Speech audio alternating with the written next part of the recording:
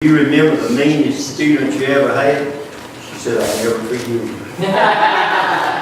So, I don't know, maybe the 11th grade that you came in, I said, you remember now they all taught the same high school. I said, you remember the meanest student you ever had? She said, I sure do. And then an elementary teacher came in. She'd been teaching a long time. I said, you remember the meanest kid you ever had? I think she taught first grade. She said, I know who he is. It was the same kid. And I asked her, I said, where's he at now? She said, well, he's serving a life sentence. But the bright point is that you got his diploma. Okay, here we go. Genesis 34. There's mean folks in the world. We're going to read about 3 mean folks tonight. One of them belonged to the devil, but unfortunately the other 2 were part of God's family. so I just mean this on both sides of that. Here we are, 34. And Dinah, the daughter of Leah, which he bore unto Jacob, went out to see the daughters of the land. May I underline that, the daughters of the land. And when Jacob, the son of Hamor, the Hivite, prince of the country, saw her, he took her and lay with her and defiled her. And his soul clave to Dinah, the daughter of Jacob, and he loved the damsel, and spake kindly unto the damsel. And Jacob spake unto his father Hamor, saying, get me this damsel to wife. And Jacob heard that he had defiled Dinah, his daughter. Now his sons were with his cattle in the field, and Jacob held his peace until they came. And Hamor, the father of Jacob, went out unto Jacob to commune with him. And the sons of Jacob came out of the field. Well, they heard it, and the men were grieved, and they were very wroth, because he had brought folly in Israel, and laying with Jacob's daughter, which thing ought not be done. And Hamor communed with him, saying, the soul of my son Jacob longeth for your daughter. I pray you, give her to him to wife, and make ye marriage with us, and give your daughters unto us, and take our daughters unto you. And ye shall dwell with us, and the land shall be before you, dwelling and trading ye therein, and get your possession herein. And Jacob said unto her father and unto her brother, let me find grace in your eyes, and what ye shall say unto me I will give. Ask me never so much dowry and gifts, and I will give according as ye shall say unto me, but give me the damsel to wife. And the sons of Jacob answered Jacob and Hamor, his father, deceitfully, and said, because he defiled Dinah, their sister. And they said unto them, we cannot do this thing, to give our sister to one that is uncircumcised, for that we would reproach upon us. But in this will we consent unto you, if you will be as we be, and every male of you be circumcised. And then will we give our daughters unto you, and we shall take your daughters to us, and we will dwell with you, and we will become one people. But if you'll not hearken unto us to this circumcision, then will we take our daughter, and we will be gone. And the words pleased Hamor and Jacob, Hamor's son. And the young man deferred not to the thing, because he had delighted in Jacob's daughter, and he was more honorable than all the house of his father. And Hamor and Shechem his son came unto the gate of their city, and communed with a man of the city, saying, these men are peaceable with us. Wherefore, let us dwell in the land. Let them dwell in the land and trade therein. For the land, behold, it is large enough for them. Let us take our daughters to us for wives, and let us give them our daughters. Only herein will the men consent unto us for to dwell with us, to be one people, if every male among us be circumcised, and they are circumcised. Shall not their cattle and their substance and every beast of things be ours? Only let us consent unto them, and they will dwell with us. And Hamor and unto Hamor and unto Shechem his son hearkened all that went out of the gate of the city, and every male was circumcised, all that went out of the gate of the city. And it came to pass on the third day, when they were sold, that two of the sons of Jacob, Simon and Levi, Dinah's brothers, took each man his sword and came upon the city boldly, and slew all the males. And they slew Hamor and Shechem his son with the edge of the sword, and took Dinah out of Shechem's house, and went out. And the sons of Jacob came, now this is the rest of them, the sons of Jacob came upon the slain, and spoiled the city, because they had defiled their sister. They took their sheep, and their ox, and their donkeys, and that which was in the city, and that which was in the field. And all their wealth, and all their little ones, and their wives took they captive, and spoiled even all that was in the houses. And Jacob said unto Simon and Levi, You have troubled me, to make me stink among the inhabitants of the land, among the Canaanites and the Perizzites. And I, being few in number, they shall gather themselves together against me, and shall slay me, and I shall be destroyed, I and my house. And they said, Should we deal with our sister as with a heart? Is that what you want us to do, Dad? Now, when a man gets right with God, the devil begins to attack him. Amen. Just a few chapters back, we found that Jacob, here he was wrestling with God, and God renamed him. Now his name is Israel. God had renamed him. He is walking with God. He's just encountered his brother. Just come through that. Now he's in Israel, just a few miles, 20 miles over into the land. And the devil begins to attack him. The first church I pastored was Old Town Creek. I've been there about a month, and this man and his wife joined the church. He had been kind of a rough guy. He joined the church, everything going good. Lo and behold, what happens? His wife runs off and leaves him with another man. The devil was attacking. The devil was attacking Jacob in chapter 34. So here is the little girl, Dinah, between 13 and 15 years old, probably not needing any harm by it, goes to visit the children in the town. But there is no standard of conduct among the devil's crowd. Amen. You remember that. There's no standard of conduct. I read recently in 1976, there was this man from South America. He was a very wealthy man. He was 115 years old, and he married a 16-year-old. 99 years between them. There is no standard. There is no standard of conduct between in the devil's crowd. The grievous sin. Well, as I said this morning, we saw murder, we saw disobedience, we saw homosexuality, and now we see the grievous sin of rape or fornication, depending on Dinah's attitude toward the situation. The Bible says that Shechem saw her. He looked upon her, but he did not see her as an individual with a soul and a life and a purpose.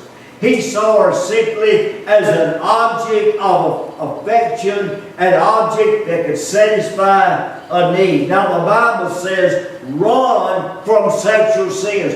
Don't walk, don't crawl, run from sexual sins. Now, do you know though, we look at that and that's distasteful, but now listen to me. There are people, Christian people, who by their actions and by their conducts, they bring such reproach upon the church. Amen. Just like this my boy brought reproach upon the life of this young girl.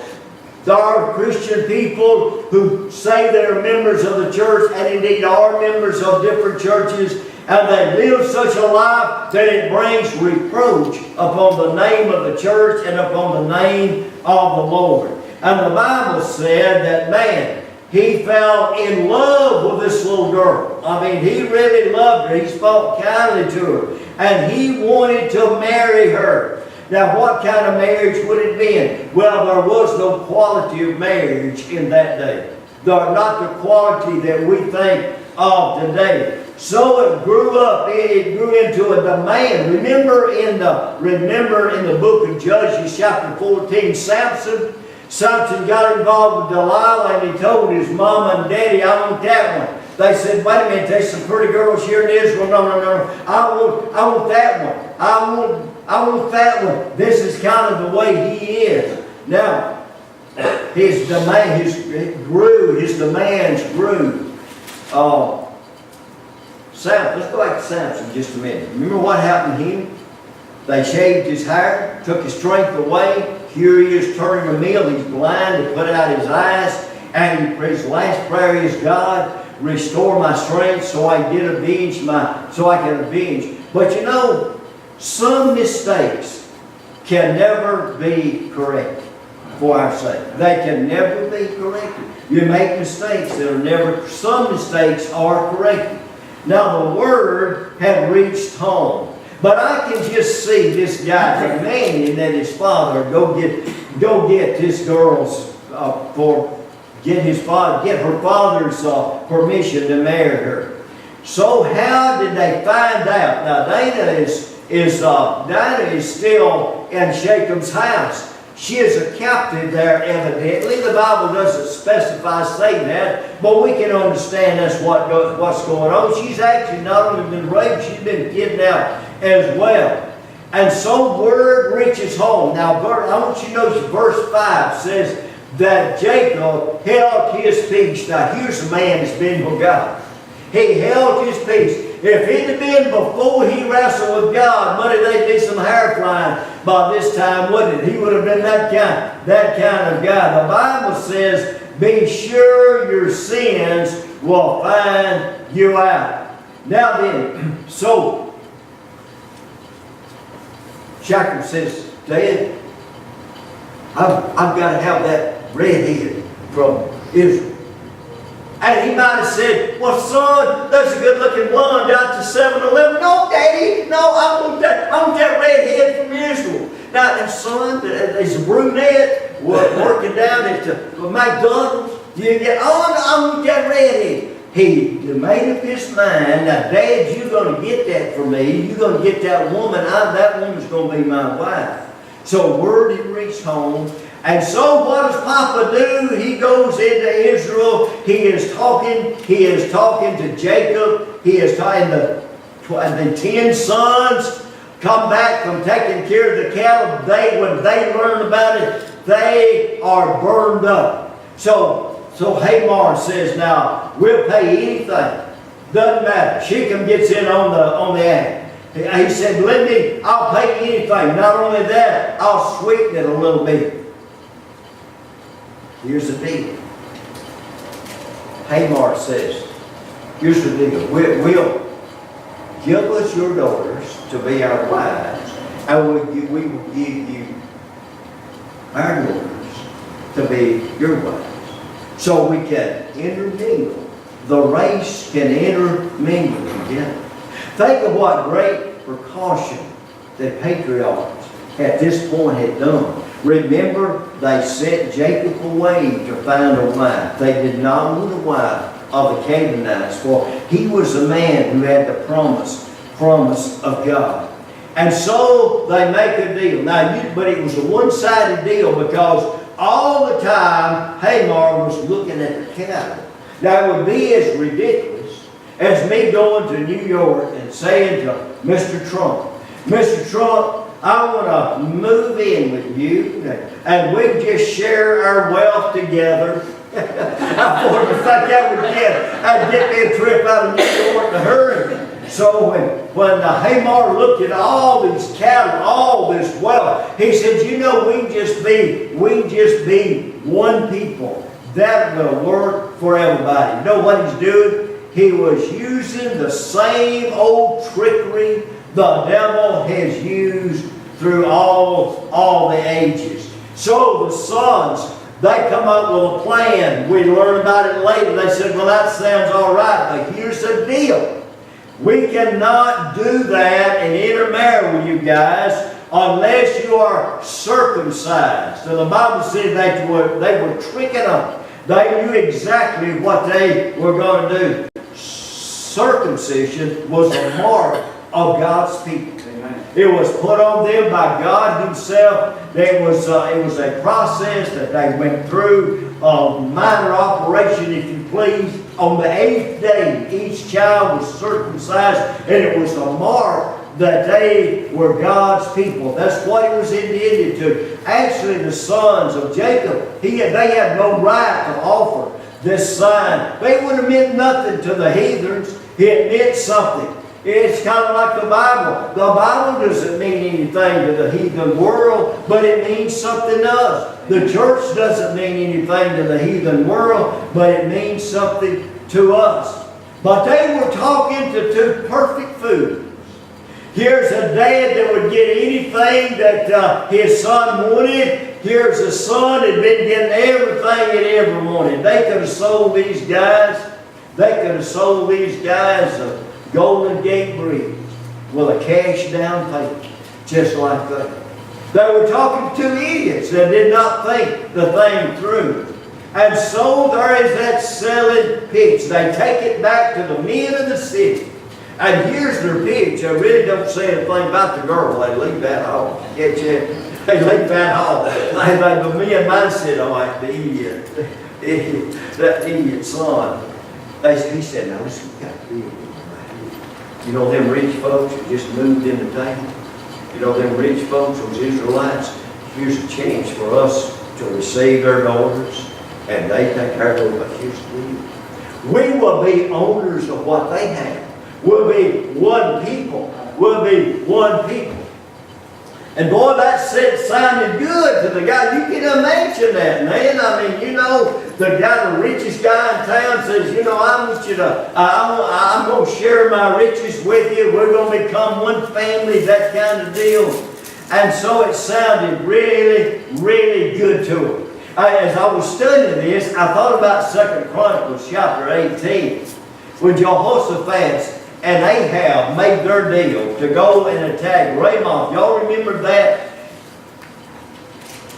Jehoshaphat and Ahab one had married the other's sister.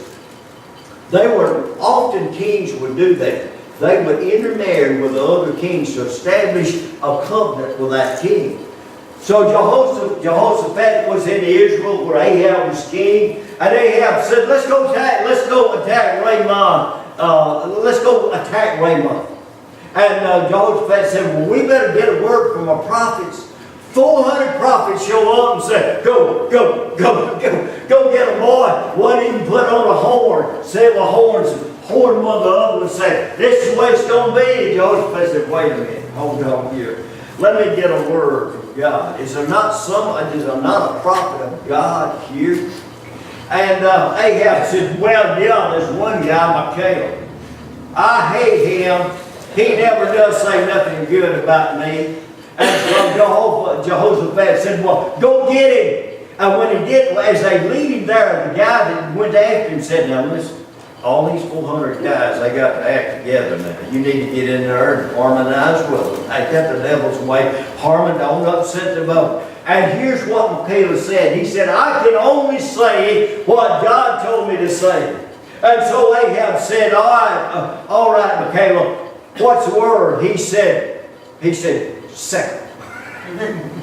Sickle. I'm paraphrasing. And the king said, now I told you not to do that to me.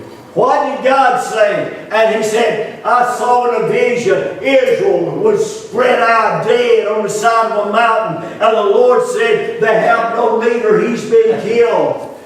And Ahab turned to Jehoshaphat and said, I told you he didn't like me. But they went on anyway. We know the story. Ahab lost his life. The devil had sold him a bad deal. And now that's what the sons of Jacob has done to these folks. They sold them a bad deal, and now they have sold a bad deal to all the men of the country. They circumcised themselves. It's, if you'd had any sense, they'd have done it in stages. But they all done it one time. On the third day, you ain't feeling like fighting no battle. They were so sore they couldn't even move. Two boys, Simon and Levi, take their swords. And they go into that city, and the Bible says, boldly. And they go in there. All those men, they may have been hundreds of men there. They killed every single individual. Now, folks, this is the folks of God that's doing this. They're getting revenge for their sister's mistreatment. No resistance. No resistance whatsoever. Any court in the land today would have given them at least life in prison 4 times, wouldn't it? All these people that they killed. Why did God not punish them? There's no indication God punished them at all. Because the 10 Commandments may not have been written in stone yet, but they were written in the heart of God. And the 10 Commandments, an eye for an eye and a tooth for a tooth. So they had, under the law, the only time this event is mentioned again is in the last chapter of Genesis, that's chapter 49, verse 5 and 6, where on his deathbed, Jacob reflects back on that. And you can see, and he states his resentment. Now, not only do they kill the people, they go in and plunder the city. Now, all 10 get in on it at this point. All 10. The only 2 did the actual killing, but all 10 are looting the city. They're taking all the cattle, they're taking all the sheep, all the goats, all the donkeys, all the gold, all the silver, all the children, all the women, and they're making slaves, no doubt, out of those people that they're taking. When they get back to camp, and Jacob learns what's happened, he said, "You made me a stink in the nose of the inhabitants of this land. They will come upon us, they will organize, and they will they will forge a contract between themselves, and they will come on us, and they will destroy us." And the words of these boys, well, Dad, what did you want us to do? Just stand by and do nothing? It's hard to know what God, but they did not seek the face of God, not indeed at all. How did this all start? How did it all start? It started with one little girl between 13 and 15 years old who went to visit some friends. Probably did not ask permission. Probably did not have Leah's or Jacob's permission to go. She encounters a ruthless individual. And from that, all this takes place. It's amazing how sin just seems to just flop upon sin on sin, sin on sin, and sin on sin. Thousands of people killed, no doubt, because of one single act. And really, it probably was not a disobedient act. You were just wanting to be out among people and do what young people do. How many young folks' life has been ruined by being at the wrong place at the wrong time? Anybody have a word before we have a closing? Well, Theo, you have our closing.